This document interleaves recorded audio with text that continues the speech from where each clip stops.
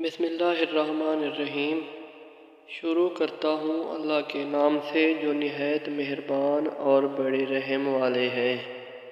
حضرت علی رضی اللہ تعالی عنہ نے ارشاد فرمایا، جب میرا جی چاہتا ہے کہ میں اپنے رب سے بات کروں تو میں نماز پڑھتا ہوں، اور جب میرا جی کرتا ہے کہ میرا رب مجھ سے بات کرے تو میں قرآن مجید پڑھتا ہوں۔